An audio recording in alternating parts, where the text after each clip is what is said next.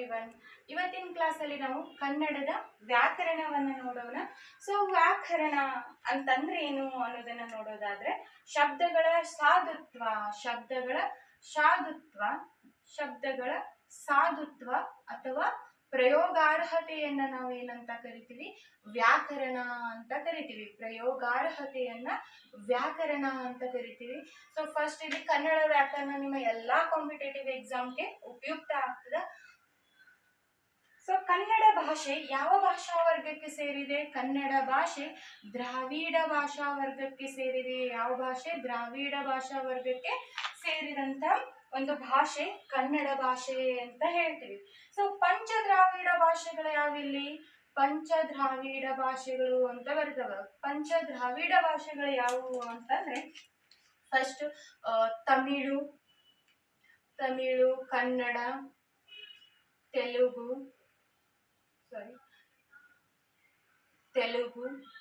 ಮಲಯಾಳಂ ಮತ್ತು ತುಳುವನ್ನು ನಾವೇನಂತ ಕರಿತೀವಿ? ಪಂಚದ್ರಾವಿಡ ಭಾಷೆಗಳು ಅಂತ ಕರಿತೀವಿ. ಸೊ ಪ್ರಾಚೀನ ದಕ್ಷಿಣ ದ್ರಾವಿಡ ಭಾಷೆ ಯಾವುದಿದ್ರಲ್ಲಿ? ಪ್ರಾಚೀನವಾಗಿರ್ತಕ್ಕಂಥದ್ದು. ಇವೆಲ್ಲ ಪ್ರಶ್ನೆಗಳು ಬಂದಿದ್ದಾವೆ, ಸೊ ಆ ಕಾರಣಕ್ಕೆ ಹೇಳ್ತಾ ಇದ್ದೀನಿ. ಪ್ರಾಚೀನ ದಕ್ಷಿಣ ದ್ರಾವಿಡ ಭಾಷೆ ಯಾವುದಿದ್ರಲ್ಲಿ? ಪ್ರಾಚೀನ ದಕ್ಷಿಣ ದ್ರಾವಿಡ ಭಾಷೆ ಯಾವುದು ಅಂತ ಕೇಳ್ಬೋದು. ಸೊ ತಮಿಳನ್ನ ನಾವೇನಂತ ಹೇಳ್ತೀವಿ? ಪ್ರಾಚೀನ ದಕ್ಷಿಣ ದ್ರಾವಿಡ ಭಾಷೆ ಅಂತ ಕೂಡ ಕರೆಯಲಾಗ್ತದೆ. ಹಾಗಿದ್ದಾಗ ತುಳು ಭಾಷೆ ಇದಕ್ಕೆ ಲಿಪಿ ಇರದ ಭಾಷೆ ಅಂತ ಹೇಳ್ತೀವಿ. ತುಳು ಭಾಷೆಗೆ ಲಿಪಿ ಇರದ ಭಾಷೆ ಯಾವುದು ಅಂತಂದ್ರೆ ಲಿಪಿ ಇರದ ಭಾಷೆ ತುಳು ಭಾಷೆ ಅಂತ ಕೂಡ ನಾವು ಹೇಳ್ಬಹುದು. ಸೊ ಕರುನಾಡ ಅಂತಕ್ಕಂಥ ಪದ ಮೊದಲೇ ಕಂಡು ಬಂದೈತಿ. ಶಿಲಪ್ಪಾದಿಗಾರ ಅಂತಕ್ಕಂಥ ಕೃತಿಯಲ್ಲಿ ಕರುನಾಡ ಅಂತಕ್ಕಂಥ ಪದ ಕೂಡ ಕಂಡು ಬಂದೈತಿ. ಸೊ ಕನ್ನಡಕ್ಕೆ ಎಷ್ಟು ವರ್ಷಗಳ ಇತಿಹಾಸ ಇದೆ ಅಂತಂದ್ರೆ 2500 ವರ್ಷಗಳ ಇತಿಹಾಸವನ್ನ ನಾವು ಕನ್ನಡಕ್ಕೆ ಕಾಣ್ತೀವಿ. ಸೊ ಹಾಗಿದ್ದಾಗ ಈಗ ಕನ್ನಡದ ಅಕ್ಷರಗಳನ್ನ ನೋಡೋಣ. ಸೊ ಫಸ್ಟ್ ಇಲ್ಲಿ ಕನ್ನಡ ವರ್ಣಮಾಲೆ ಅಂತ ಹೇಳ್ತೀವಿ. ವರ್ಣಮಾಲೆ ಅಂದ್ರೆ ಬರೆದು ತೋರಿಸ್ತಕ್ಕಂಥ ಅಕ್ಷರಗಳನ್ನ ನಾವೇನಂತ ಹೇಳ್ತೀವಿ? ವರ್ಣಮಾಲೆ ಅಂತ ಕರಿತೀವಿ. ಅಥವಾ ಚಿಹ್ನೆಗಳನ್ನ ಅಕ್ಷರಗಳು ಅಂತ ಕರಿತೀವಿ. ಈ ಅಕ್ಷರಗಳ ಸಮುದಾಯವನ್ನ ಇಲ್ಲಿ ಲಿಪಿ ಅಂತ ಕರಿತೀವಿ. ಅಕ್ಷರಗಳ ಸಮುದಾಯವನ್ನೇ ಲಿಪಿ ಅಂತ ಕರಿತೀವಿ. ಈ ಲಿಪಿಯನ್ನ ಏನಂತ ಕರಿತೀವಿ? ಮಾತಿನ ಸಂಕೇತ ಅಥವಾ ಸಂಜ್ಞೆ ಅಂತ ಕೂಡ ಕರಿತೀವಿ. ಮಾತಿನ ಸಂಕೇತ ಅಥವಾ ಸಂಜ್ಞೆ ಅಂತಕ್ಕಂಥದ್ರಿಂದ ಕರಿತೀವಿ. ಅಕ್ಷರಗಳ ಸಮುದಾಯವನ್ನ ಲಿಪಿ ಅಂತ ಕರಿತೀವಿ. ಲಿಪಿಯನ್ನ ಮಾತಿನ ಸಂಕೇತ ಅಥವಾ ಸಂಜ್ಞೆ ಅಂತ ಕೂಡ ಕರೆಯಲಾಗ್ತದೆ. ಸೊ ಅಕ್ಷರಗಳನ್ನ ಕನ್ನಡದಲ್ಲಿ ನಾವು ಏನಂತ ಕರಿತೀವಿ? ಈ ಅಕ್ಷರಗಳನ್ನೇ ಕನ್ನಡದಲ್ಲಿ ವರ್ಣಗಳು ಅಂತ ಕರೆಯಲಾಗ್ತದೆ. ಸೊ ವರ್ಣಗಳು ಅಂತ ಕರೆಯಲಾಗ್ತದೆ. ಸೊ ಕನ್ನಡದ ಅಕ್ಷರಗಳ ಅಥವಾ ವರ್ಣಮಾಲೆ ಎಷ್ಟಿದೆ? ಟೋಟಲ್ ಆಗಿ ವರ್ಣಗಳು 49 ಇದಾವಂತ ಹೇಳ್ತೀವಿ. ಇದರಲ್ಲಿ ಕೇಶಿರಾಜನ ಪ್ರಕಾರ ಎಷ್ಟಿದೆ? ಕನ್ನಡ ಅಕ್ಷರಗಳ ವರ್ಣಮಾಲೆ ಎಷ್ಟಿದೆ? 49 ಅಂತ ಹೇಳ್ತೀವಿ. ಸೊ ಕೇಶಿರಾಜನ ಪ್ರಕಾರ ಎಷ್ಟಿದಾವೆ ಅಕ್ಷರಗಳು? ಕೇಶಿರಾಜನ ಪ್ರಕಾರ ಇರ್ತಕ್ಕಂಥದ್ದು 47 ಅಕ್ಷರಗಳನ್ನ ಕೇಶಿರಾಜನ ತನ್ನ ಒಂದು ಕೃತಿಯಲ್ಲಿ ಹೇಳಿದ್ದಾನೆ. 47 ಅಕ್ಷರಗಳಿದಾವೆ ಅಂತ ಹೇಳ್ತಾನೆ. ಅದೇ ರೀತಿ ಎರಡನೇ ನಾಗವರ್ಮ ಎಷ್ಟು ಅಕ್ಷರಗಳಿದೆ ಅಂತ ಹೇಳ್ತಾನೆ? ವರ್ಣಮಾಲೆಯಲ್ಲಿ 52 ಅಕ್ಷರಗಳಿವೆ ಅಂತಕ್ಕಂಥದ್ದನ್ನ ಕೇಶಿರಾಜ ಹೇಳ್ತಾನೆ. ಅಕ್ಷರ ಅಂದ್ರೆ ಏನು ಅನ್ನೋದನ್ನು ನೋಡೋದಾದ್ರೆ, ಅಕ್ಷರ ಅಂತಂದ್ರೆ ನಾಶವಿಲ್ಲದನ್ನ ನಾವಿಲ್ಲಿ ಅಕ್ಷರ ಅಂತ ಹೇಳ್ತೀವಿ. ಯಾವುದನ್ನ? ನಾಶವಿಲ್ಲದನ್ನ ಅಕ್ಷರ ಅಂತ ಹೇಳ್ಬೋದು. ಸೊ ಅಕ್ಷರದಲ್ಲಿ ನಾವು 2 ವಿಧಗಳನ್ನ ಕಾಣ್ತೀವಿ. ಅಕ್ಷರಗಳಲ್ಲಿ ಒಂದು ಚಾಕ್ಷುಷ, ಇನ್ನೊಂದು ಶ್ರವಣ ಅಂತೇಳಿ. ಚಾಕ್ಷುಷ ಮತ್ತು ಶ್ರವಣ ಅಂತಕ್ಕಂಥ 2 ರೂಪಗಳನ್ನ ನಾವು ಅಕ್ಷರಗಳಲ್ಲಿ ಕಾಣ್ತೀವಿ. ಚಾಕ್ಷುಷ ಅಂತಂದ್ರೆ ನೋಡುವುದು ಎಂದರ್ಥವಾಗ್ತೈತಿ. ಶ್ರವಣ ಅಂತಂದ್ರೆ ಕೇಳುವುದು ಎಂದರ್ಥವನ್ನ ಇಲ್ಲಿ ಕಾಣ್ತೀವಿ. ಸೊ ಈಗ ಕನ್ನಡದ ವರ್ಣಮಾಲೆಗಳ ವಿವರವನ್ನ ನೋಡೋಣ. ಸೊ ಈಗ ಕನ್ನಡದ ವರ್ಣಮಾಲೆಯಲ್ಲಿ ಎಷ್ಟು ವಿಧಗಳಿವೆ ಅಂತಂದ್ರೆ, ಕನ್ನಡ ವರ್ಣಮಾಲೆಯಲ್ಲಿ ಮುಖ್ಯವಾಗಿ 3 ವಿಧಗಳನ್ನ ಕಾಣ್ತೀವಿ. ಒಂದು ಮೂಲಾಕ್ಷರ, ಗುಣಿತಾಕ್ಷರ ಮತ್ತು ಸಂಯುಕ್ತಾಕ್ಷರ ಅಂತೇಳಿ 3 ವಿಧಗಳನ್ನ ಕಾಣಲಾಗ್ತದೆ. ಸೊ ಈ ಮೂಲಾಕ್ಷರದಲ್ಲಿ ನಾವೇನ್ ಮಾಡ್ತೀವಿ, ಮತ್ತೆ 3 ವಿಧಗಳನ್ನ ಕಾಣಲಾಗ್ತದ. ಸೊ ಕನ್ನಡ ವರ್ಣಮಾಲೆಯಲ್ಲಿ ಮೂಲಾಕ್ಷರಗಳು ಅಥವಾ ಕನ್ನಡ ವರ್ಣಮಾಲೆ ಅಂತ ಕರಿತೀವಿ. ಸೊ ವರ್ಣಮಾಲೆಯಲ್ಲಿ ಎಷ್ಟು ವಿಧಗಳಿವೆ? ವರ್ಣಮಾಲೆಯಲ್ಲಿ 49 ಅಕ್ಷರಗಳನ್ನ ಕಾಣ್ತೀವಿ. ಈ ವರ್ಣಮಾಲೆಯಲ್ಲಿ ಮುಖ್ಯವಾಗಿ 3 ವಿಧಗಳನ್ನ ಕಾಣ್ತೀವಿ. ಒಂದು ಸ್ವರಗಳು, ಮೊದಲನೇ ವಿಧ ಸ್ವರಗಳು. ಎರಡನೇದು ವ್ಯಂಜನಗಳು, ಸ್ವರಗಳು, ವ್ಯಂಜನಗಳು ಮತ್ತು ಯೋಗವಾಹಗಳು ಅಂತಕ್ಕಂಥ 3 ವಿಧಗಳನ್ನ ಕಾಣಲಾಗ್ತದೆ. ಯೋಗ ವಾಹಗಳು ಅಂತಕ್ಕಂಥ 3 ವಿಧಗಳನ್ನ ಇಲ್ಲಿ ಕಾಣಲಾಗ್ತದ. ಫಸ್ಟ್ ಇಲ್ಲಿ ಸ್ವರಗಳು. ಸ್ವರಗಳು ಎಷ್ಟಿದಾವೆ? 13 ಸ್ವರಗಳನ್ನ ನಾವಿಲ್ಲಿ ಕಾಣಲಾಗ್ತದ. ಸ್ವರಗಳು ಎಷ್ಟಿದಾವೆ? 13 ಸ್ವರಗಳಿದಾವೆ. ಹಾಗಿದ್ದಾಗ ಈ ಸ್ವರಗಳಲ್ಲಿ ಎಷ್ಟು ವಿಧಗಳು ಬರ್ತವೆ? ಮತ್ತೆ 3 ವಿಧಗಳನ್ನ ಈ ಸ್ವರಗಳಲ್ಲಿ ಕಾಣ್ತೀವಿ. ಸೊ ಒಂದನೇ ವಿಧ ಯಾವುದು? ಋಸ್ವಸ್ವರ, ಋಸ್ವಸ್ವರ, ಋಸ್ವಸ್ವರ, ದೀರ್ಘಸ್ವರ, ದೀರ್ಘಸ್ವರ ಮತ್ತು ಫ್ಲೂತ ಅಂತಕ್ಕಂಥ 3 ವಿಧಗಳನ್ನ ಎಲ್ಲಿ ಕಾಣ್ತೀವಿ? ಈ ಸ್ವರಗಳಲ್ಲಿ 3 ವಿಧಗಳನ್ನ ಕಾಣ್ತೀವಿ. ಸೊ ಸ್ವರ ಅಂದ್ರೆ ಏನು ಅನ್ನೋದಾದ್ರೆ, ಸ್ವತಂತ್ರವಾಗಿ ಉಚ್ಚಾರ ಮಾಡಲು ಬರುವ ಅಕ್ಷರಗಳನ್ನ ಇಲ್ಲಿ ಸ್ವತಂತ್ರವಾಗಿ ಉಚ್ಚಾರ ಮಾಡ್ಲಿಕ್ಕೆ ಬರ್ತದ, ಸ್ವತಂತ್ರವಾಗಿ ಉಚ್ಚರಿಸಲು ಸಾಧ್ಯವಿರ್ತಕ್ಕಂಥ ಅಕ್ಷರಗಳನ್ನ ನಾವು ಸ್ವರಗಳು ಅಂತ ಕರಿತೀವಿ. ಸೊ ಸ್ವರಗಳಲ್ಲಿ ಋಸ್ವಸ್ವರವನ್ನ ನಾವಿಲ್ಲಿ ನೋಡೋಣ. ಋಸ್ವಸ್ವರ ಅಂದ್ರೆ ಒಂದು ಮಾತ್ರೆಯ ಕಾಲದಲ್ಲಿ ಉಚ್ಚರಿಸುವ ಅಕ್ಷರಗಳನ್ನ, ಒಂದು ಮಾತ್ರೆಯ ಕಾಲ ಇಲ್ಲಿ ಒಂದು ಮಾತ್ರ ಕಾಲದಲ್ಲಿ ಉಚ್ಚರಿಸ್ತಕ್ಕಂಥ ಅಕ್ಷರಗಳನ್ನ ಏನಂತ ಹೇಳ್ತೀವಿ? ಋಸ್ವಸ್ವರ ಅಂತ ಹೇಳ್ತೀವಿ. ಫಾರ್ ಎಕ್ಸಾಂಪಲ್ ಅ, ಇ, ಉ, ರು, ಎ, ಓ ಅನ್ನ ನಾವೇನಂತ ಹೇಳ್ತೀವಿ? ಒಂದು ಮಾತ್ರ ಕಾಲದಲ್ಲಿ ಉಚ್ಚರಿಸ್ತಕ್ಕಂಥ ಅಕ್ಷರಗಳು. ಸೊ ಇವು ಎಷ್ಟಿದಾವೆ? 6 ಋಸ್ವಸ್ವರಗಳಿದಾವೆ ಅಂತ ಹೇಳಲಾಗ್ತದೆ. ಸೊ ಮಾತ್ರೆ ಅಂದ್ರೆ ಏನು? ಒಂದು ಮಾತ್ರ ಕಾಲ ಅಂತಂದ್ವಿ. ಹಾಗಿದ್ದಾಗ ಮಾತ್ರೆ ಅಂದ್ರೆ ಏನು ಅನ್ನೋದನ್ನ ನೋಡೋದಾದ್ರೆ, ಒಂದು ಅಕ್ಷರವನ್ನ ಉಚ್ಚಾರ ಮಾಡ್ಲಿಕ್ಕೆ ತೆಗೆದುಕೊಳ್ತಕ್ಕಂಥ ಸಮಯವನ್ನ ನಾವು ಮಾತ್ರೆ ಅಂತ ಹೇಳ್ತೀವಿ. ಸೊ ಎರಡನೇದು ದೀರ್ಘಸ್ವರ. ದೀರ್ಘಸ್ವರ ಅಂದ್ರೆ 2 ಮಾತ್ರಾ ಕಾಲದಲ್ಲಿ ಉಚ್ಚರಿಸ್ತಕ್ಕಂಥ ಅಕ್ಷರಗಳನ್ನ ನಾವಿಲ್ಲಿ ದೀರ್ಘಸ್ವರ ಅಂತ ಕರಿತೀವಿ. ಸೊ ದೀರ್ಘಸ್ವರ ಯಾವ್ಯಾವ ಬರ್ತವೆ? ಇಲ್ಲಿ ಬರೆದಿದ್ದೀವಲ್ಲ, ಆ, ಇ, ಉ, ಎ, ಐ, ಓ ಮತ್ತು ಅವನ್ನು ಏನಂತ ಹೇಳ್ತೀವಿ? ದೀರ್ಘಸ್ವರಗಳು ಅಂತ ಕರಿತೀವಿ. ಸೊ ಈ ದೀರ್ಘಸ್ವರಗಳು 2 ಮಾತ್ರ ಕಾಲದಲ್ಲಿ ಉಚ್ಚರಿಸಲ್ಪಡ್ತವೆ. 7 ದೀರ್ಘಸ್ವರಗಳನ್ನ ನಾವಿಲ್ಲಿ ಕಾಣ್ಲಾಗ್ತದ. ಟೋಟಲ್ ಎಷ್ಟು? 7 ದೀರ್ಘಸ್ವರಗಳನ್ನ ಕಾಣ್ಲಾಗ್ತದ. ಇಲ್ಲಿ ರು ಅನ್ನ ಕೈ ಬಿಡಲಾಗಿದೆ ಅಂತ ಕೂಡ ಹೇಳಾಗ್ತದ. ಫ್ಲೂತ ಅಂತಂದ್ರೆ ಏನು? ಹಾಗಿದ್ದಾಗ ಫ್ಲೂತ ಅಂದ್ರೆ ದೀರ್ಘಸ್ವರವನ್ನ, ಇದನ್ನೇ ಇನ್ನೂ ಎಳೆದು ಹೇಳ್ತಕ್ಕಂಥ ಅಕ್ಷರಕ್ಕೆ ನಾವು ಫ್ಲೂತ ಅಂತ ಹೇಳ್ತೀವಿ. ಅಂದ್ರೆ 3 ಅಥವಾ ಹೆಚ್ಚು ಮಾತ್ರ ಕಾಲದಲ್ಲಿ ಉಚ್ಚರಿಸ್ತಕ್ಕಂಥವುಗಳನ್ನ ಏನಂತ ಹೇಳ್ತೀವಿ? ಫ್ಲೂತ ಅಂತ ಹೇಳ್ತೀವಿ. ಫಾರ್ ಎಕ್ಸಾಂಪಲ್, ಈಗ ಎಕ್ಸಾಂಪಲ್ ಕೊಡೋದಾದ್ರೆ, ಈಗ ಅಣ್ಣ ಅಂತ ಕರಿತೀವಿ ಅಂದ್ರೆ ದೂರದಿಂದ ಕರಿತಕ್ಕಂಥದ್ದು. ಇಲ್ಲಿ ಎಸ್ ಅನ್ನ ಬಳಕೆ ಮಾಡ್ತೀವಿ. ಅಯ್ಯೋ ಅಂತ ಬಳಕೆ ಮಾಡ್ತೀವಿ. ಸೊ ಅಯ್ಯೋ ಅಂದಾಗ ಎಸ್ ಬರ್ತದ. ಸೊ ಇದನ್ನ ನಾವೇನಂತ ಹೇಳ್ತೀವಿ? ಫ್ಲೂತ ಅಂತ ಕರಿತೀವಿ. ಅಂದ್ರೆ ಫ್ಲೂತದಲ್ಲಿ ಇವುಗಳಿಗೆ ನಾವು ಅವಗ್ರಹ ಚಿಹ್ನೆ ಅಂತ ಕೂಡ ಕರೆಯಲಾಗ್ತದ. ಫ್ಲೂತದಲ್ಲಿ ಅವಗ್ರಹ ಚಿಹ್ನೆಯನ್ನ ಬಳಕೆಯನ್ನ ಮಾಡಿಕೊಳ್ತೀವಿ. ಸೊ ಇದಿಷ್ಟು ಸ್ವರಗಳ ಒಂದು ಇನ್ಫಾರ್ಮೇಶನ್. ಸ್ವರಗಳಲ್ಲಿ 3 ವಿಧಗಳನ್ನ, ಒಟ್ಟಾರೆ ಸ್ವರಗಳ 13 ಸ್ವರಗಳಲ್ಲಿ 3 ವಿಧಗಳನ್ನ ಕಾಣ್ತೀವಿ. ಒಂದು ಋಸ್ವಸ್ವರ, ದೀರ್ಘಸ್ವರ ಮತ್ತು ಫ್ಲೂತ ಅಂತೇಳಿ. ಋಸ್ವಸ್ವರದಲ್ಲಿ 6 ಋಸ್ವಸ್ವರಗಳಿವೆ. ದೀರ್ಘಸ್ವರದಲ್ಲಿ 7 ದೀರ್ಘಸ್ವರಗಳನ್ನ ನಾವು ಕಾಣಲಾಗ್ತದೆ. ಸೊ ತದನಂತರ ವ್ಯಂಜನಗಳು ಅಂತ ಬರ್ತದೆ. ಸೊ ವ್ಯಂಜನಗಳು, ಇದರಲ್ಲಿ ಇನ್ನೊಂದು ಅಂಶವನ್ನ ಬಿಟ್ಟಿದ್ನಿ. ಇಲ್ಲಿ ಸಂಧ್ಯಾಕ್ಷರಗಳು ಅಂತ ಕೂಡ ಬರ್ತವೆ. ಈ ಸ್ವರಗಳು ಹೇಳಬೇಕಾದಲ್ಲಿ ಇಲ್ಲಿ ಸಂಧ್ಯಾಕ್ಷರಗಳಂತ ಬರ್ತವೆ.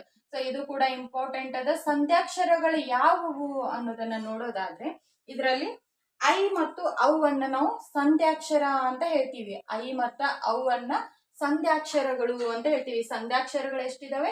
2 ಸಂಧ್ಯಾಕ್ಷರಗಳನ್ನ ಕಾಣಲಾಗ್ತದೆ, ಒಂದು ಐ ಮತ್ತು ಔ. ಸಂಧ್ಯಾಕ್ಷರ ಅಂದ್ರೆ ಏನು? 2 ಸ್ವರಗಳ ಕೂಡುವಿಕೆಯಿಂದ ಆಗಿರ್ತಕ್ಕಂಥದ್ದು. 2 ಸ್ವರಗಳ ಕೂಡುವಿಕೆಯಿಂದ ಆದ್ರೆ ಅದನ್ನ ನಾವೇನಂತ ಹೇಳ್ತೀವಿ? ಸಂಧ್ಯಾಕ್ಷರ ಅಂತ ಕರಿತೀವಿ. ಹಾಗಿದ್ದಾಗ ಐ ಯಾವ 2 ಸ್ವರಗಳನ್ನ ಒಳಗೊಂಡೈತಿ? ಐ ಇದು ಅ ಮತ್ತು ಎ. ಅ ಮತ್ತು ಎ ಕೂಡಿದಾಗ ಐ ಆಗ್ತದ. ಅವು ಇದು ಅ ಮತ್ತು ಓದ ಸ್ವರಗಳ ಒಂದು ಸಂಗಮ. ಅ ಮತ್ತು ಓ, ಅ ಪ್ಲಸ್ ಓ, ಔ ಅಂತ ಆಗ್ತದೆ. ಸೊ ಇದು 2 ಸಂಧ್ಯಾಕ್ಷರಗಳನ್ನ ಒಳಗೊಂಡಿದೆ ಅಂತ ಹೇಳ್ತೀವಿ. ಜೊತೆಗೆ ಉಚ್ಚಾರಣೆಯ ದೃಷ್ಟಿಯಿಂದ ಮತ್ತೆ ಇದರಲ್ಲಿ 2 ವಿಧಗಳನ್ನ ಕಾಣ್ತೀವಿ. ಉಚ್ಚಾರಣೆಯ ದೃಷ್ಟಿಯಿಂದ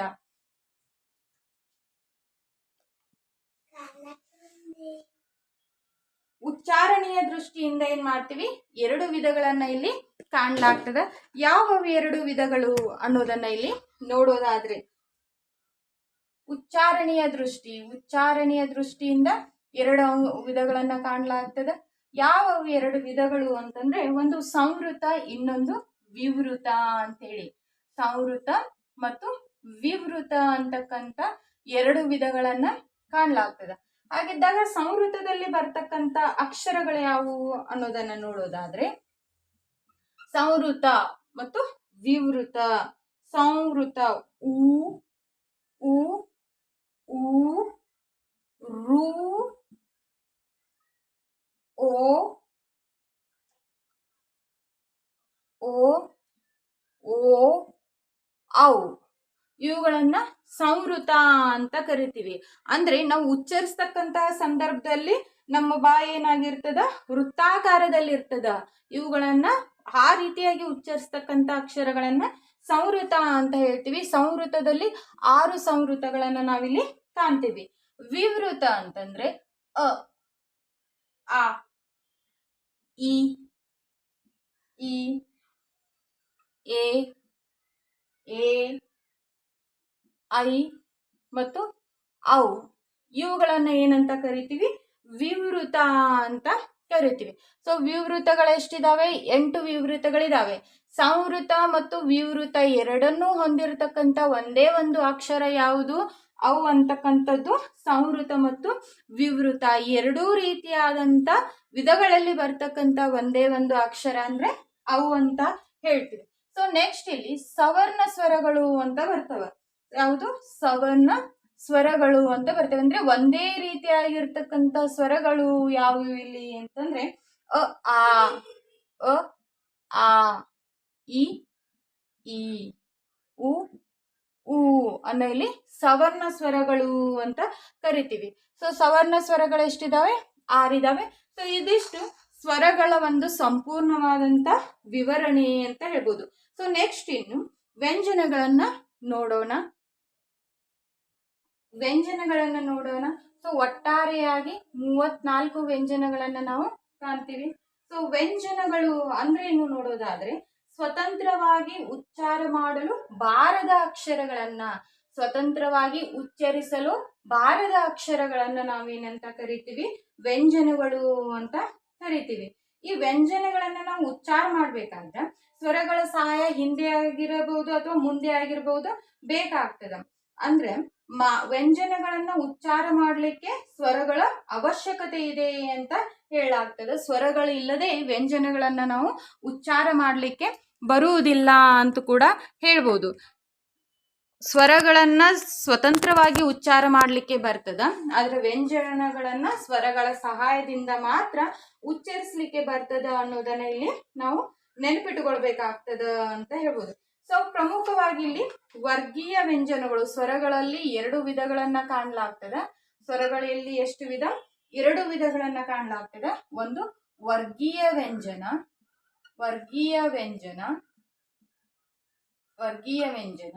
ಇನ್ನೊಂದು ಅವರ್ಗೀಯ ವ್ಯಂಜನ ಅಂತ ಹೇಳಿ. ವರ್ಗೀಯ ವ್ಯಂಜನ ಮತ್ತು ಅವರ್ಗೀಯ ವ್ಯಂಜನ ಅಂತ ಹೇಳಿ 2 ವಿಧಗಳನ್ನ ಕಾಣಲಾಗ್ತದ. ಸೊ ವರ್ಗೀಯ ವ್ಯಂಜನಗಳು ಎಷ್ಟಿದಾವೆ? 25 ವರ್ಗೀಯ ವ್ಯಂಜನಗಳು, ಇವು ನಮ್ಗೆ ಗೊತ್ತೇ ಇದೆ. ಸೊ ಅವರ್ಗೀಯ ವ್ಯಂಜನಗಳು ಎಷ್ಟಿದಾವೆ? 9 ಅವರ್ಗೀಯ ವ್ಯಂಜನಗಳಿದಾವೆ ಅಂತ ಹೇಳ್ಬೋದು.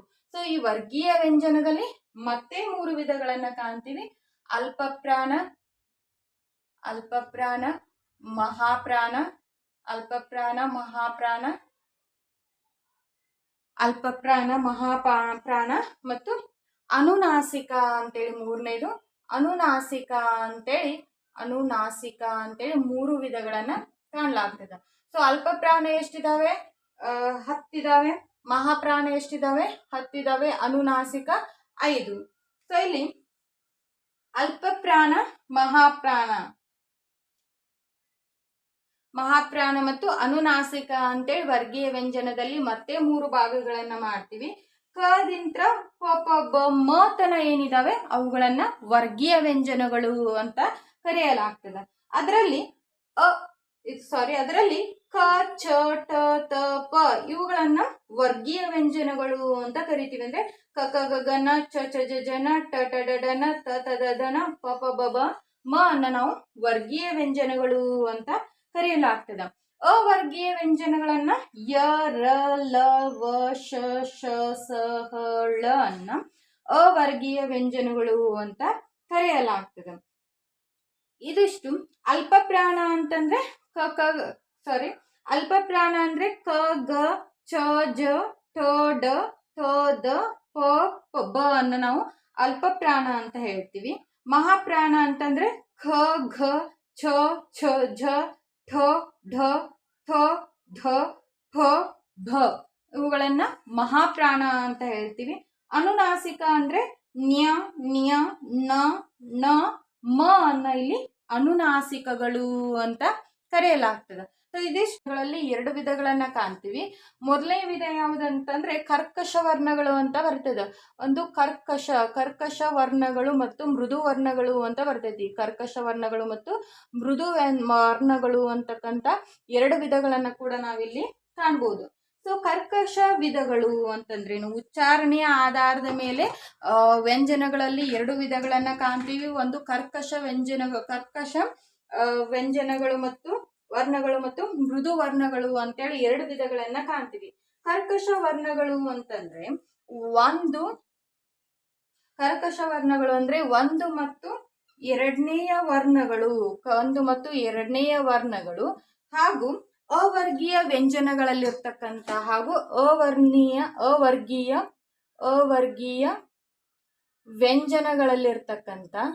ವ್ಯಂಜನಗಳಲ್ಲಿರ್ತಕ್ಕಂಥ ಶ,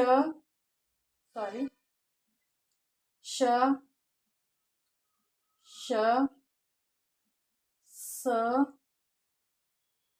ಳ ಈ ವರ್ಣಗಳಿಗೆ ಏನಂತ ಕರಿತೀವಿ?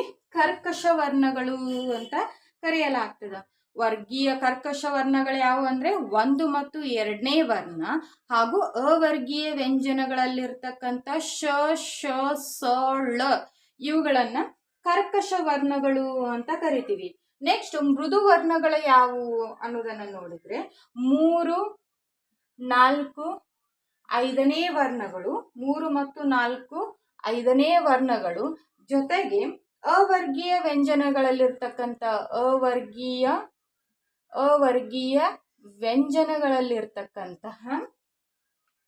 ಅವರ್ಗೀಯ ವ್ಯಂಜನಗಳಲ್ಲಿರ್ತಕ್ಕಂಥ ಯ, ರ, ಲ, ವ, ಹ, ಇವುಗಳನ್ನ ಏನಂತ ಹೇಳ್ತೀವಿ? ಮೃದು ವ್ಯಂಜನಗಳು ಅಂತ ಕರೆಯಲಾಗ್ತದ. ಅಂದ್ರೆ ಉಚ್ಚಾರಣೆಯ ಒಂದು ಆಧಾರದ ಮೇಲೆ ನಾವಿಲ್ಲಿ ಕರ್ಕಶ ವ್ಯಂಜನಗಳು ಮತ್ತು ಮೃದು ವ್ಯಂಜನಗಳು ಅಥವಾ ಮೃದು ವರ್ಣಗಳು ಅಂತೇಳಿ 2 ಭಾಗಗಳನ್ನ ಮಾಡ್ತೀವಿ. ಇನ್ನ ಯೋಗವಾಹಗಳು ಅಂತ ಬರ್ತವೆ. ಸೊ ಯೋಗವಾಹಗಳು ಎಷ್ಟಿದಾವೆ? 2 ಯೋಗವಾಹಗಳನ್ನ ನಾವಿಲ್ಲಿ ಕಾಣ್ತೀವಿ. 2 ಯೋಗವಾಹಗಳನ್ನ ಕಾಣ್ತೀವಿ. ಒಂದು ಅನುಸ್ವಾರ ಯೋಗವಾಹಗಳು 2 ಬರ್ತವೆ. ಒಂದು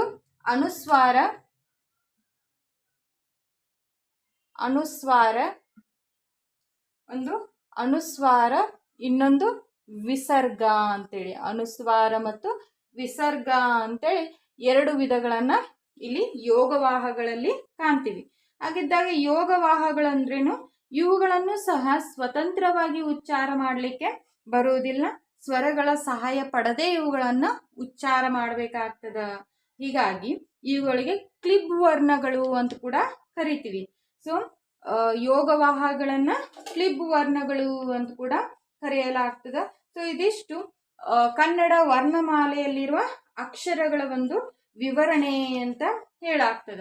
ಸೊ ಇದು ಮೂಲಾಕ್ಷರದಲ್ಲಿ ಬರ್ತಕ್ಕಂಥ ಒಂದು ವಿಧಗಳನ್ನ ನಾವಿಲ್ಲಿ ನೋಡಿದ್ವಿ.